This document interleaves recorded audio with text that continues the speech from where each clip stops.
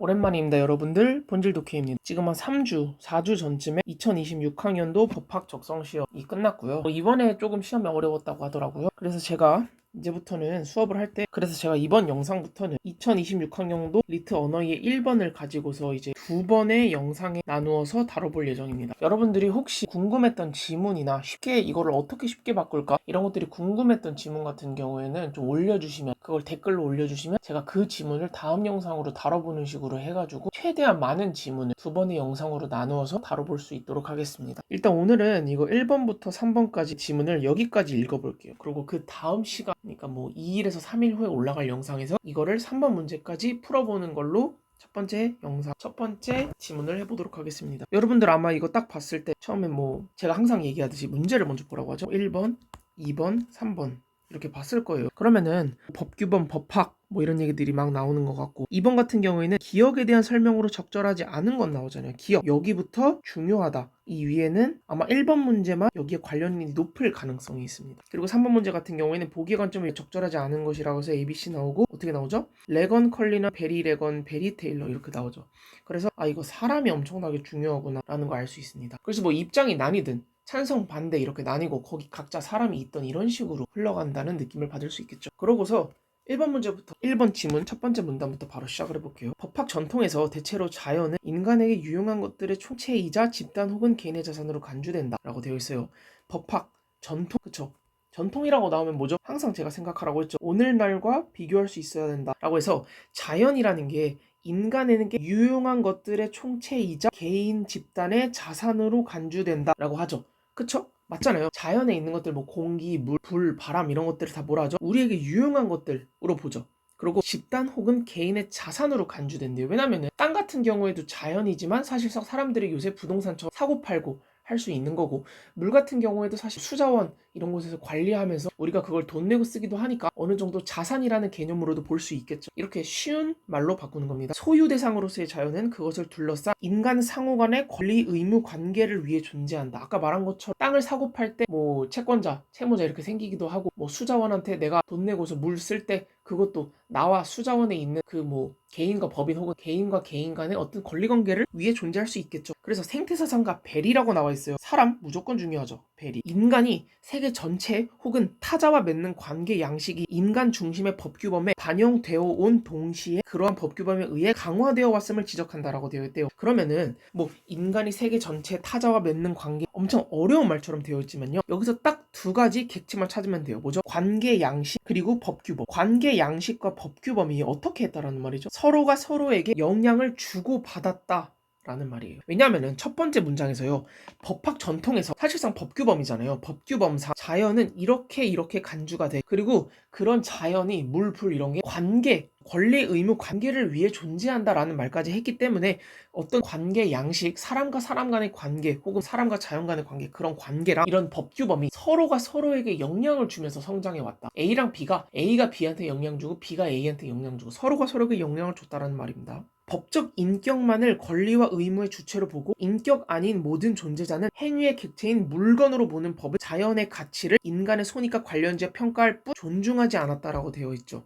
그쵸? 여기서 여러분들 항상 하는 거 뭐예요? 지금 주어가 대충 어디까지죠? 법은까지죠. 그쵸? 그럼 법이 뭐예요? 법적 인격만을 권리와 의무의 주체로 보고 다른 모든 존재자는 행위의 객체인 물건으로 봤대요. 그쵸? 뭐 정확하게 어디까지인지는 모르겠지만 사람은 보통 우리가 법적 인격으로 보잖아요. 당연히 법인도 법인격이 있으니까 동물, 식물 이런 게 살짝 애매할 거고, 얘네들을 뭐 법적 인격으로 봐야 되나 애매할 거고, 그러고 뭐 사실상 뭐 맥주캔, 뭐 세탁기 이런 것들은 뭐예요? 그냥 무생물이죠. 물, 바람, 땅 이런 것들도 뭐예요? 사실상 무생물이잖아요. 그러니까 생물, 무생물이 나뉘고 생물에서도 사람과 동물, 식물이 좀 나뉘겠는데 이런 생각이 들 수 있어요.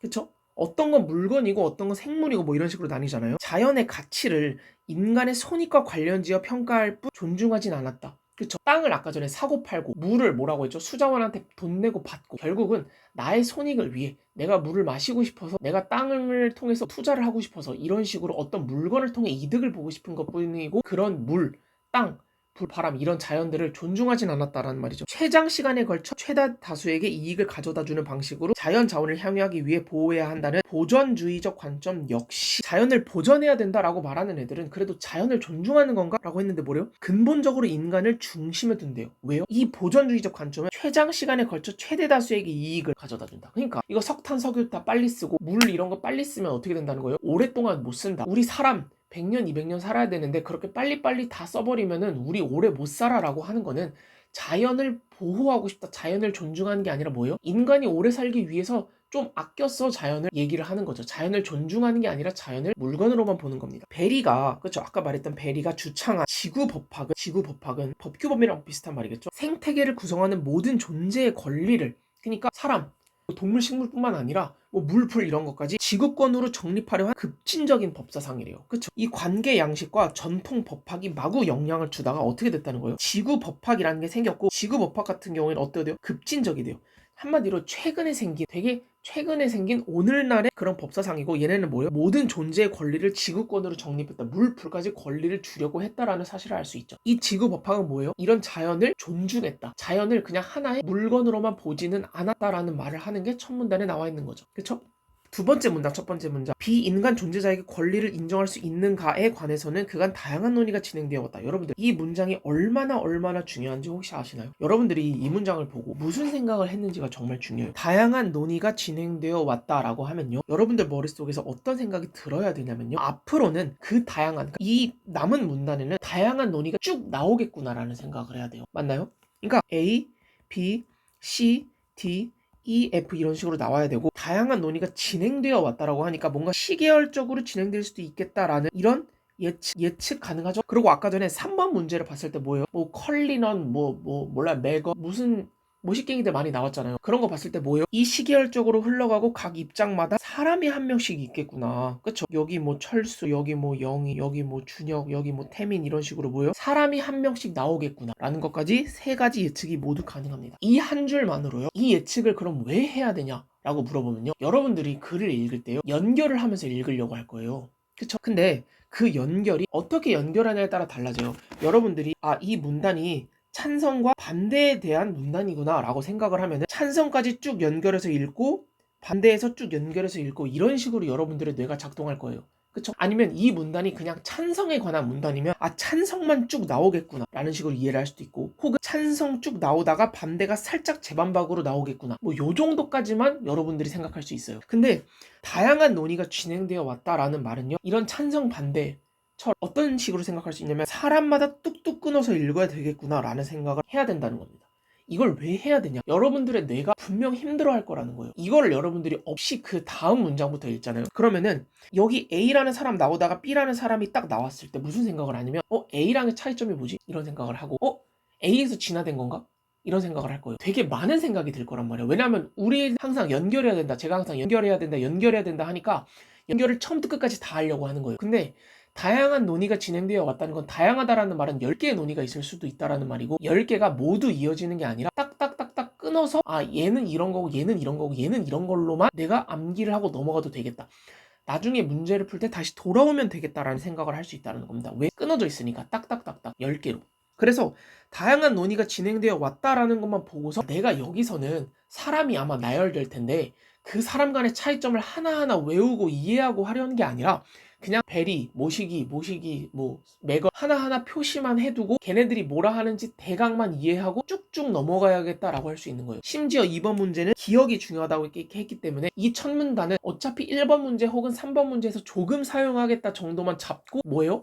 툭툭 치고 빠져야 된다라는 말이에요. 이 한 문장을 보고 이 정도 생각이 들어야 돼요. 가령 여기까지도 똑같이 나오는 거예요. 가령 example, 레거는 살아있음을 넘어 스스로가 삶의 주체임을 경험할 수 있는 존재는 상대적으로 더 월등한 존재의 이익을 위해 자신의 이익을 희생당하지 않아야 한다는 논거로서 동물의 권리를 옹호한다. 그렇죠? 왜죠?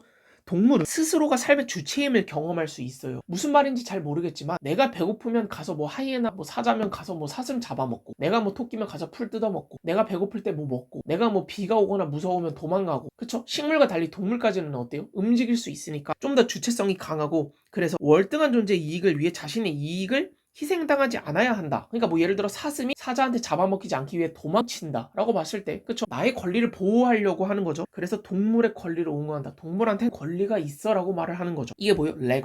레건이라고도 여기다 써놓읍시다. 그 다음 모든 생명체는 자신의 선을 가지며 그 고유한 가치의 잠재성이 실현되어야 한다고 테일러 이번에 또 다른 사람 나왔죠. 테일러 식물을 포함한 생명체까지를 권리의 주체로 이해한대요. 그쵸? 왜냐하면 모든 생명체는 이라고 했으니까 그냥 그 생명이면 식물도 움직이진 못하지만 생명이잖아요. 생물이니까 여기까지는 권리를 인정이라고 했어요. 그러면은 살짝 진화한 거 보이죠? 지금 위에 있는 레거는 동물까지 인정. 사람도 당연히 동물이니까 동물 인정. 밑에 있는 테일러는 식물까지 인정. 더 나아가 지구법학이 아까 뭐였어요? 여기도 나왔던 거죠. 이거 급진적인 법사상. 우주의 질서에 무언가가 존재한다는 사실 자체에서 권리를 가진다.